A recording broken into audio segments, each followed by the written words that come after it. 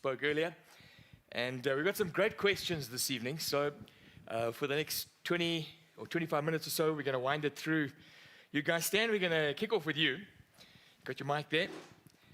The first question is, how do you know if you're leading a church? How do you know? You used the word, someone used the word tonight, toxic culture. How do you know if the culture is toxic? Well, I think you have an idea. That's the wonderful thing about building a biblical culture, because a toxic culture is the opposite to a Jesus culture or a biblical culture. But I think in a toxic culture, relationships conflict all the time. Toxic culture, there's not a sense of unity. Toxic culture, to me, those are kind of toxic culture, whereas Jesus spent all of his life trying to stop these guys calling fire down on those guys and trying to pull a team together as opposed to trying to create this mayhem, you know. So I think, a toxic culture, how do you know if it is a toxic culture? It's one you don't want to be in. Okay. Yeah. I think that would be, if it was toxic culture, you just don't even want to be there. Yeah. I think that's one of the, people just don't want to be in a toxic culture. Yeah. But if it's a kingdom Bible culture, people long to be in that space. Are there some clues as to how to pick it up? Steve, maybe you can, I suppose the guy's asking the question, if he might be in have some unhelpful culture he doesn't even know about, that they're there. How does he pick those up? Yeah, I think it's a great question. For me, one of the identifiers would be fear. It's fear-based. So you're too scared to speak up, or you've got to fight for everything. You're not operating out of joy, out of honesty, and no authenticity. For me, it'd be the examples of a toxic culture. And I think if it's that far that you can see all of that stuff already, it's quite a long way back to having a culture that's conducive to growth, that's joy-based and honoring, as Stan was speaking about earlier.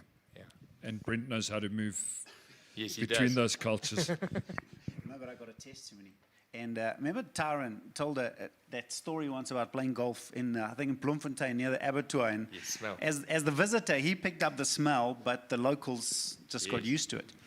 I think for me is when quality people start coming through and then backing away. We wrestled with that. When there was a toxicity to part of our culture, and we would see people come through, and then they'd get closer and then actually no. Wow.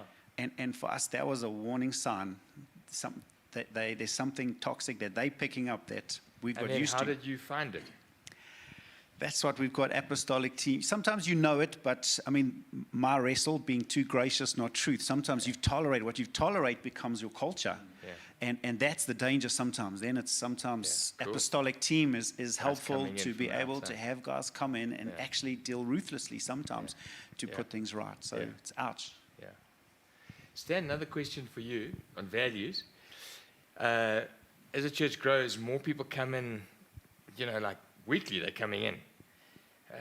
Anything practical, a brand new guy coming in, he hasn't got your values. Do you just immerse him in the culture? The question is, how do you get them to embrace, as an outsider, to embrace your values?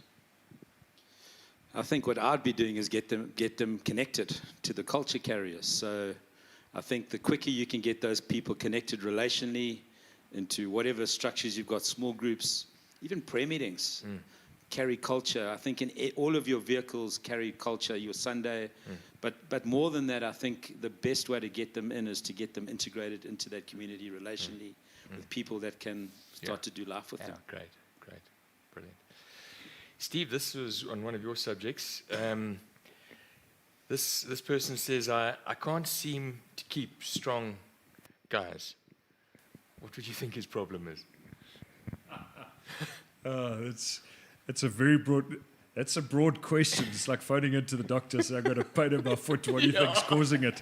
Could be a thorn. Yeah, I don't know. That's the starting point. But if you've got the courage to ask the right questions, you probably would be able to identify some of the problems, if not all of them. So you're suggesting when a guy leaves, you go to him and say, why? if not the first person, but if you notice 5, 6, 7 people all react in the same way, then you should be looking in the mirror. Okay. Great. If it's just one, it could be on them. But if it's 2, 3, 4, 5, all of us have got growth areas. If I use that picture of the hand, all of us have got the mountains and the valleys. And if you can find people who can be lovingly honest, sometimes it's your spouse, sometimes it's those people that they weren't actually against you. For some reason, there just wasn't a click. And you can ask some honest questions over a cup of coffee. That's not argue. It's not trying to solve the problem. But if you ask them, is there anything I could do to grow as a leader? If you'd ask them that question, the answers I certainly have found very partially traumatic, but quite freeing. It's like, okay, you asked Ray, what's my biggest problem? Ray gave you a growth tool. I've asked that question of a number of different people, and the answers have been surprising, but also then gives you the next thing to work on, and then that enables you to work on the next thing, the next thing, the next thing. Last week, Ed Strong was speaking, and he said he asked you to comment on his marriage, and you said, well, I see your marriage as robust. And he said he didn't like that. But that's quite hard to ask someone. But that's a great answer. Anyone else got an answer to that, Brent? I mean, I think you covered a whole lot in terms of people want to follow someone stronger than themselves. I think one other thing possibly is strong people lack vision. And sometimes you can be a secure, empathetic, all of those things, but if you're not putting big vision in front of people, big capacity people get bored. And so sometimes it might just be having the courage to go after some big vision, which will catch the heart of... Stephen, then a follow-on from that is, aren't you worried that really, really strong people, even if they say they've got your heart, could do you some big damage? If you give them too many, and using your example down the road, give them too much horsepower. Yes, but mostly no. For a few reasons. Number one, theologically, God has made my lot secure. So if someone else can take away what I'm doing, then it probably wasn't mine in the first place. So, I mean, I wrestled with this arriving at City Hill. I'd come from here with a very strong leader, yourself, arrived at City Hill with a very strong person that I was taking over from, with a very different style, my own, and within 2 years, about 2 years in, had a major conflict that happened in our eldership team. I was crushed, personally. I was quite willing to throw in the towel and be done with it and go and do something else. And I had to revisit this thing, that if God's called you, I felt God challenged me the one night, because I was toying with this. I was nursing my insecurity, just feeding it for about 2 weeks, I'm ashamed to say. And I just felt God challenged me the one night. I remember it so clearly. I felt God say to me, I called you to be here, and you're the last guy that will leave this church unless I change the call on you. If everybody else leaves, you stay, because that's what I told you to do. So that changed my mindset. Okay, well, let me figure out how to engage, because there was some real strength coming my way that I didn't know how to deal with it. And then have to go and find ways of resolving the conflict, having gracious conversations. At that time, I thought all was lost, but as it turned out, I was able to create some bridges, both ways, realize where I'd made some crucial mistakes, other guys where they'd made some mistakes. So I think if you're living in fear, strong guys are going to take stuff away from me, then you're never going to have strong people around you. But if you can live, hey, God's given this, He's got our lot secure, He's bringing people in. If things go wrong, hey, we're going to figure out a solution. But by God's grace, I can't live in a place of fear. I think that for me would be my base. And you two guys, I mean, Steve spoke on this subject. Did you have anything else you want to add to it? Just, it would happen to me, because I'm one of those people, I'll see the potential. Yes, they can do it. And my wife can say, just be careful. And I remember early days, I'm an engineer. Explain to me. Tell me why not. I don't risk with this person. And I can't. And in the beginning, I'd fight her. Well, then I'm doing it anyway, and then get burnt. And I think by God's grace, normally husband and wife, I would say listen. If it's to the man, listen to your wife. If she's got a just be careful, because those are the people who can do you damage, men and women. Yeah. So that for me is strong people can hurt you, but discerning gifts are helpful. Great, Stan. But I think all people can hurt you. So Yes, So- absolutely. So everybody's got the potential of hurting you, and you are going to get hurt by people. But you've got to be secure. I love Steve's thing of John the Baptist, kind of what God gives to me, I will keep.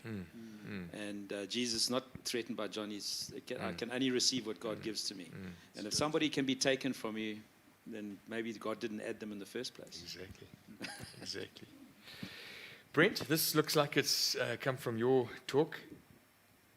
If my church is stuck, in other words, it hasn't grown for decades, it's just stuck. Some practical things of how to move the thing on. I mean, using your 1 Corinthians 3, I suppose you say, Apollos is Paul, they're watering, they're planting, but actually nothing's really growing. What would you say? I don't know. I think once again, it could be a variety of things. I can share a testimony. I was too conservative. Just sometimes it can be purely practical. I mean, I thought, look at our venue. Everyone can fit. If they really wanted to come to church, they'd come to church. And we hit a plateau for ages. Then when the venue got bigger, church just grew. Sometimes it's just a practical But thing, like making I suppose space. what they're saying is, what door should I be knocking on? What should I be doing to find out what that thing is? I do think, though, that chances are it might be something in you as a leader. It's time for fresh growth. And that's why I'm all in favor of leaders keep on investing in your own growth. As you grow as a leader, chances are the church will grow with you. Could be like that Act 6 where it's just you need a bigger team now with more diversity of gifting. Could be practical. But Holy Spirit, I'm convinced. Yeah, great. Steve, you got a thought on that? No, I agree. I don't think what we're leading can grow beyond where we can grow, as I said earlier. And it's been something like in the busyness of doing church, it's very easy to neglect putting time aside for personal development and growth. But over the last few years, probably every second year, look to do something for at least a week that's putting me in another environment just to learn, to grow, to challenge me, because it's... Like what, Steve? Attending somebody else's conference, doing some one-on-one coaching with the guy that I really respect. Travel for me has helped, just dipping into some different views of doing things. The GLS conference that runs annually, I've tried to set aside time to do that personally, take the best of those talks, we do them as a staff, as a one-day event. So things like that. Yeah. Stan, how have you stretched yourself? Right? I think the challenge is we think it's spiritual, so we only pay attention to spiritual realities. And like Steve said, there's emotional, there's leadership, there's different skills you've got to grow.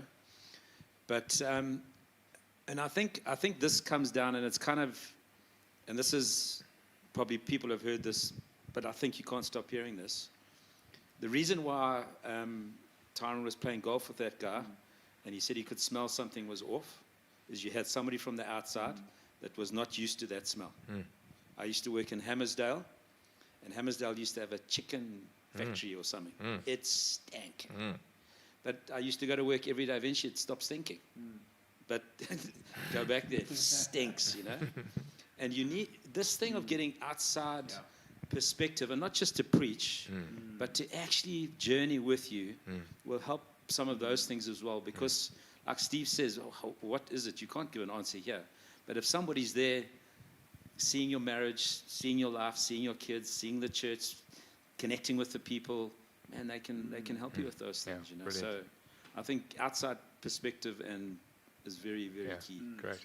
Whether it's Guys, there are a couple cultural- of general questions here which are quite exciting. Now, for those of you who don't know the churches that these guys lead, they all their churches are over 1,000 people, so you've got a lot of people with you.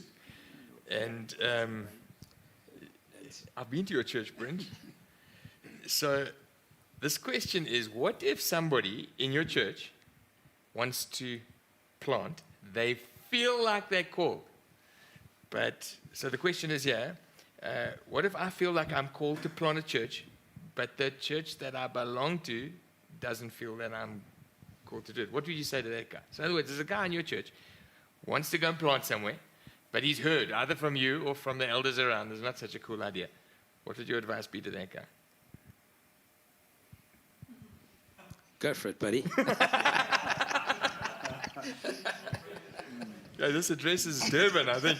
Not by any chance a Glenridge person sending in that question.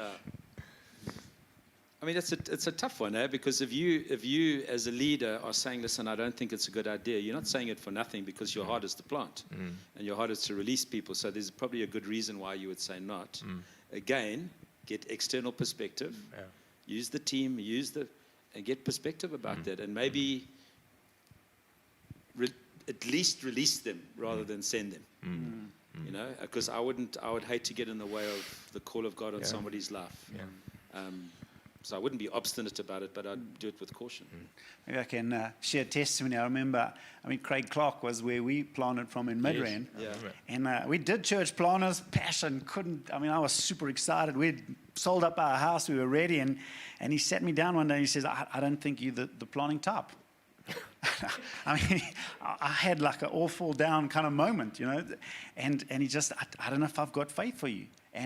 But two things happened. One, in us, it brought out the real motives. It's like, is this really a God thing? And so it made us search our hearts. But the amazing thing was God spoke to him as well. And so I think if it's a God thing, God confirms his word. And sometimes it's good to, one, it tests the call, but two, it confirms the call as well. And I think God does speak if we ask him. Yeah. Oh, great. Good. I would say to the person who asked that question that I would ask the elders why they didn't feel. And so if you disqualified to plant, you should hang around a little longer. But I think getting outside perspective, getting apostolic team in, asking them just to bring in the guys that work with the church is a brilliant idea. Here's a question for you, Steve. Where does a church get the funds to plant a church? So I'm assuming he's talking about the planter. What's your email address, Grant? I think we've observed different ways of planting. One of them would be where the base church that's sending out that planter chooses to fund that church for a while, which would kind of be the nicest way to plant. But even in that scenario, there's got to come a bridge of faith to where the planter is doing it fully financially on his own. That it's not a long-term, decade-long financial support. But not everybody could be planted like that. Going back to the previous question, if it was a guy planting where the elders feel, man, we're not sure we can back this 100%, but great if you proved us wrong. I think that we have to see a lot of guys planting that are marketplace leaders, find a job in the marketplace and plant at the same time, and then trust God that as you start to meet, people are added, their financial contribution starts to fund some of the financial requirements of the church. And then sometimes there's supernatural provision. Somebody says, I'm going, there's a little bit of money given maybe by the planting church. When you hear some amazing stories of how God moves people's hearts all over the place, just that finances come in. But I think if your heart in planting is, I will only go once I'm fully funded and every cent is there. Problem. Don't plant. Yeah, then I think you've There's a problem, that's a major difficulty. How, Stan, maybe you can kick this off. How would you practically plant a church in this current COVID-19 climate? I know of a few guys who want to hit the trigger right now. I know some guys on your staff that are wanting to hit the trigger right now. Yes, maybe they wrote the question. Exactly. I don't know. Get a good internet connection. Yeah, I don't know. Cheapers, I think it's tough. Okay, Brent, on the floor? Have you got a thought? I suppose, it depends in what sort of scale or level. We've got a couple in Ireland at the moment. They moved there a couple of years back, maybe a year ago, struggled to connect in where the town they live. And so once all the online church started, they were back in and loving it. And then they just said, well, would it be all right if we just start inviting a whole lot of our friends to come and watch at the house with us? And so now they've just started gathering. And the reality is if there's life in that, I said, hey, you keep gathering families and we will come and support you. But actually the technology is happening. So if you are a loving, inviting, connecting person. So that's actually helping it. Absolutely. So that's brilliant. Yeah, I think it can work. Let me tell you about a guy in Edenvale, a chap called Jonathan. In stage 3, I think, it might even have been in stage 4, lockdown. The church New Day that he was part of decided to plant him out. 100 people went with him, but he was very frustrated now because now he has to have two meetings because he can only have 50-50. And so New Day didn't bother at all. They just, I think it was as stage 3 hit, they planted 100 people out. And that church is rocking, so I know it can happen. Last question. Guys, I think in those things, if the life of God is in it, it'll find a way. I mean, you can't find that lemon branch that's growing out of the bridge. You think, how did it get there? The life of God is in it. It will find its way through, you know. And I think, listen, and normally if you're planting, you're not planting with 100 people. You're planting with you and your family and 1 or 2. And you're allowed to meet with 10 people, 10 visitors now. So why not?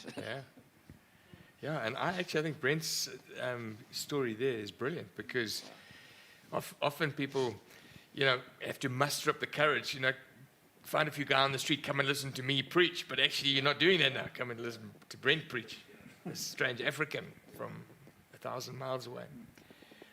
Last question, which I think is an important one. What if I feel called to plant a church, but my wife doesn't? Who'd like to handle that one? I've got part of the answer. I think just sometimes is why. Sometimes it might be not about call at all. It might be just about fear, insecurity, and those sort of things. And so God might be calling, and she might even know it, but I'm not feeling called because actually I'm feeling more fear than I'm feeling called. And so definitely don't plant until there is unity, but pray sometimes, what actually is it, Lord, that's stopping that response to the call? Because fear is a big thing, and the uncertainties and all of that. So maybe just to kind of, what is it really that's holding it back? Church planting is not a game. So you can't limp into it, you can't go half-hearted into it, and you can't go as half a family into it. So the short answer is pause. But thanks, guys. Brent's driven up from Zululand. Stan, Steve from Durban. Let's give them a round of applause as we... thanks for coming, guys.